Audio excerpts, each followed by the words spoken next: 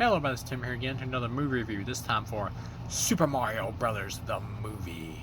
Now, the original Super Mario Brothers the movie that came out back in the 80s is a bad movie as an adaptation of Mario Brothers. As its own film, though, I think the film is enjoyable enough as its own flick, but it's not really a Super Mario Brothers movie. It's not. This film here, this is a Super Mario Brothers movie in relationship with Nintendo and Illumination Entertainment, who also did the Despicable Me movies and the Minions films. Then they did the Madagascar. No, that was DreamWorks. But I like the Despicable Me movies. At least I like the first one. I think I remember enjoying the second one enough. The third one I don't remember. I haven't really cared for the Minions movies, really, to be honest. But yeah, overall I'll say I like this film. I don't really know why critics are being so harsh on this flick. It's not like the best animated film ever or whatever, but it is one of the best video game adaptations. This would easily be in my top 5 favorite video game movies. I like this better than the new Mortal Kombat movie, which I actually did like. That one's kind of divisive with people, the new Mortal Kombat is, but I actually did like that one. I didn't love it, but I liked it.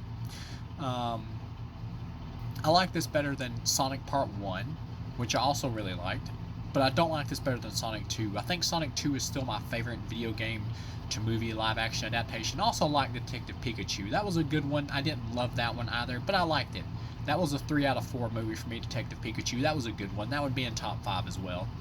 I really like the original Mortal Kombat as well. Those are the only ones I really enjoy out of like the video game adaptations. Like the Street Fighter movie with Van Damme I actually do like, but that was more of like in just a dumb, goofy movie type way. But it's not really like a good film or a good adaptation of the video game. But I like it for what it was, just like a goofy B-movie, silly, dumb action flick. But it's a bad adaptation. And there's been the Resident Evil movies kind of similar with that. I liked Welcome to Raccoon City the first time I watched it. After watching it again, I don't really enjoy that one at all now. I want to give that one another watch though to see how I feel about it, but because I went back and forth on it. But watching it recently, I don't really enjoy that one. I think I just kind of liked it the first time I saw it because I was like, well, at least it's trying to be somewhat like the games. But yeah, really watching it, it doesn't execute it well at all. Because it tries to force too many game storylines into one, and that's the movie's biggest fault. It should have just been based off the first game, and that would have been fine. And what they did to Leon Kennedy in that was awful. But yeah, I really enjoyed Sonic 1 and Sonic 2, and I'd put this right up there. I like this better than Sonic 1. Not as much as Sonic 2. Sonic 2 is still my favorite video game movie adaptation. But this is close. Jack Black as Bowser is the best thing in the movie, just like Jim Carrey as Dr. Robotnik or Eggman is the best thing in the Sonic movies. They stick pretty much close to the material here. You got Mario and Luigi as plumbers, Luigi voiced by Charlie Day, I think, and Chris Pratt doing Mario. Chris Pratt as Mario was great. Yes, every now and then, no matter how good the voice acting was, if you listen closely at certain parts, you can hear the actors' regular voices like seeping through. But overall, though, all the actors did a good to great job for their characters. Keegan-Michael Key from Key and Peele, as a Toad, I think he was. He did a great job too. I didn't really recognize him at all. He did a really good job here. Of course, Toad doesn't get as much to do as like the other people, but he was really fun. Luigi and Mario, yeah, they're brothers, and they're trying to make like their whole plumbing service thing work, trying to make something of themselves, and their family keeps telling them, "You suck, you Mario, and you're breaking your brother down," which is some pretty harsh shit. And then they find like this. They're trying to like save the city or whatever of Brooklyn by fixing this big leak in the middle of the city, and they actually find this abandoned area that nobody's been in for decades, where it has a magic pipe, just like one of the video games. It takes them straight into Mario World, basically. And that's the thing. This is really a movie definitely for video game fans. It really tries to honor what the fans would want from this property, and the plot of the movie itself is basically a Mario video game plot, which works because that's really all you can do with this type of property, really. One thing I'll say is they made Princess Peach like a badass here. She's really tough. I will say she is kind of overpowered because they do power her up so much that it's almost like, well, if you were that good, why do we even need Mario? This movie really acts as like an origin story for Mario, for like him learning the world and all that, and becoming the hero of the world by taking down Bowser. Which is really cool, and it works. I get why they're doing that with Peach, because Peach was kind of like a lame character for most of the games, and here they're just kind of skipping to the part where in the later games where she becomes more of a playable character, and so they're toughening her up. But by doing that, though, they almost kind of overdo it. She's overpowered here. But Anna Taylor-Joy, I think, is the voice actor, the woman, the actress, who voices her here, who's also in Split, I believe. She does a good job here. She does a good job as the character. But yeah, the it never became like so overly done though that it was like annoying, like some kind of feminist statement or something. But it did feel like she was overpowered. Luigi is fun here, but he is underused for a big chunk of the movie. He shows up and he gets like to like one of the castles or whatever at the beginning of the movie. Once he gets in the Mario world, the Mushroom Kingdom and all that world, he gets like to this castle in Dark Forest and everything, and he runs into these skeletons. I thought they were going to have like the ghosts pop up like from Luigi's Haunted Mansion and like one of the haunted houses and stuff, but they don't. It's just like these skeleton type Koopa things or whatever that are running around, and he ends up getting captured and took off to Bowser, who holds him hostage. And you get to see in the trailer where he's like pulling on his mustache. And Jack Black is hilarious as Bowser because he's talking about how he's in love with Peach, Princess Peach, and he starts like playing the song on a piano. Hilarious, best scene in the movie, really funny. And of course, Mario as Chris Pratt is like trying to learn the area and everything, and becomes skilled enough to go rescue his brother Luigi. And that's one thing about the movie is like the movie just kind of going through the standard motions of like what a Mario story would be. Like there's not a big lot of surprises here and everything, which is good because you want to honor and keep the spirit of the games, not deviate too much or anything from the franchise. But at the same time, though, it does feel like it's just kind of going through the motions. I've heard a lot of people say that the movie feels like it was going like really fast pacing wise. For me, it felt kind of long. I feel like this movie could have been shorter, or at least a little bit shorter. But yeah, but you do get hilarious scenes where Luigi is like captured and he's in Bowser's castle or kingdom or whatever, and he's being held hostage with all these other characters. And you got like this one like little ghost star type thing or whatever. I know he's from the video; it has to be from the video games, but he just keeps talking like about we're all gonna die like over and over, and like death is the only release, and everybody's like stop being so depressing. That character is pretty damn funny. Um, but you get some cameos from like Yoshi type dinosaurs in the background, and the after credit scene is there's two of them. There's a mid credits one where Bowser, after being captured, is playing the Peach song again about Princess Peach, and then you get the one after all the credits where it's pretty much a Yoshi egg being shown hatching. I believe that's what it was, to set up for the sequel with Yoshi to be in it, which makes sense, of course. And so they're pretty much having to go like rescue Luigi and all that. And then we're into Donkey Kong. Donkey Kong voiced by Seth Rogen. Seth Rogen's pretty much just doing his regular voice here. He even does the Seth Rogen laugh. So he's not really doing anything with his voice. But at the same time, though, the way they portray Donkey Kong here kind of fits with him being a showboater and all that. Kind of fits with Seth Rogen's voice. And so after a while, you get used to it. And the character's fun. And he was the bad guy, I believe, in like the first Mario game.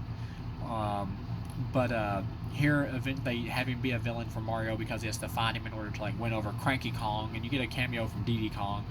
And some other characters from Donkey Kong Country games. He has to win over Cranky Kong or whatever, so his army will like team up with the Mushroom Kingdom's army and all that, and so they can go off and like fight Bowser. Have to work together, and he gets in the fight with Kong, and it's pretty funny. And they're all there. Mario's like swinging around trying to get power ups and everything, and he gets the blue mushroom, which makes you small in the games, which I always hated that damn mushroom. And he ends up getting the red one and everything else too, and all that. And he ends up kicking Donkey Kong's ass by the end. Of course, this is not realistic because Donkey Kong like opens up a can of whoop ass on Mario multiple times, hitting him with everything he's got and launching him through the sky. And of course, this was reality, a big giant monkey or whatever gorilla hitting you like that. He would Mario just being a human here because we see him come from the human world, like he should have been dead in one punch. But yeah, it's a family film. They're not going to do that. So yeah, of course Donkey Kong and Mario end up bonding through the movie after that because even though they have a rivalry, they end up becoming friends. You get a references to Mario Kart and all that, where they gotta build vehicles and everything, which some of the references and Easter eggs for the fan stuff did start to become a little much. I do like fan service, I like that, but at the same time, after a while, it did start to become a little much. But when they start doing like the Mario Kart racing and everything, and Bowser's men like show up on the track on like the Rainbow Bridge and everything, it was cool. It was fun. That's the thing about this movie, it's very lighthearted. There's nothing here that's going to really piss you off or anything. But at the same time, there's nothing here that really blows you away. But it's really fun, especially if you're a Mario fan. It's just really fun and lighthearted and charming. Luigi has a minor character arc where he's really cowardly, and then by the end, he's like helping out Mario fight Bowser or whatever, which they get a big explosion happens from this giant bomb that Bowser sends out, and it causes them to like launch into like the human world, which I was like, well, they're going to the human world here? But I guess on one hand it's kind of needed because everybody in the human world was calling Mario and Luigi losers, so when they go there and they see them like defeat Bowser, they're all like, hey, they saved the world or whatever, yeah, they're heroes. So it's like you kind of need that, but at the same time it feels like Bowser invading the human world is probably something you want to save for a sequel. I don't know, maybe. But at the same time it does kind of work. Mario fights Bowser or whatever. And it's a pretty cool fight.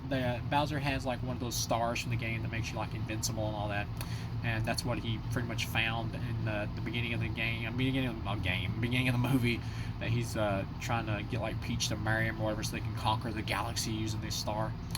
Um, and Mario and Luigi end up getting it together, hitting it at the same time, and they team up, and you kind of get the feels here because the movie does a good job establishing that they're brothers who really love each other and care about each other. The movie does a good job growing that character element. But because we haven't spent a lot of time with Luigi in this movie overall, or as much time as we could have, him like overcoming his, cowardliness or whatever by the end and helping out Mario, it doesn't have as much of the impact as you would want. But when they become like super low and they start like punching through Bowser's fire and all that, and kicking Bowser's ass, and they stuff a blue mushroom in his mouth, and he gets real tiny, and then they just like lock him up in a bottle, take him prisoner at the end. That was funny. Yeah, overall, a 4 out of 4. Great, solid, fun family movie. But it is a family movie. This movie, it won't really entertain you a big lot as an adult unless you're a fan of the characters in the video game franchise, or if you're just somebody who just enjoys like family films, and you still have like that inner child, in your heart and all that. And you can get into this type of thing. But yeah, overall, as a Mario movie, 4 out of 4, full price, easily. Not a masterpiece and not an awesome movie. Not as good as Sonic 2, in my opinion. But very close to the quality of Sonic 1. Probably slightly better, for me at least, in terms of entertainment value. But yeah, just a really fun family movie. I watched the movie in theaters with my kids. They loved it. The theater was nearly all the way full. All the people in the audience at the end after the movie was over started clapping, and like little kids were in there watching the movie, and like they literally got up behind me and said, "Best movie ever made." And then my son also said that after that, said, "Best movie ever made." Like right after you heard them say it. So yeah, all the kids and stuff in the audience had fun. There was a dad there dressed up like Luigi, and both his kids were dressed up like Mario in little costumes. So the audience was really into it. Everybody was having fun. I don't really get why critics are so hard on this movie. Even if you like don't care for Mario and you're just like watching, and you don't know anything about the games, and you're just watching this movie like as a movie, this is still not a terrible movie. Yeah, it's kind of rote, but it's not a terrible movie. It would probably, like, just as a movie, I still would think this was pretty good. I'd still give it a 3.5 out of 4. It would be pretty good instead of great, like I'm giving it as from a Mario fan point of view. But yeah, overall, 4 out of 4. This is probably going to lead to spin-offs for Seth Rogen's Donkey Kong, like a Donkey Kong Country movie. I'm cool with that, and I really want a Luigi's Haunted Mansion movie. That's one I really want to see after watching this. But yeah, overall, 4 out of 4. I'd recommend it if you're a Mario fan, or if you just want to take your kids to see something fun. This is definitely easily recommendable. So thank you for watching, and I'll see you again.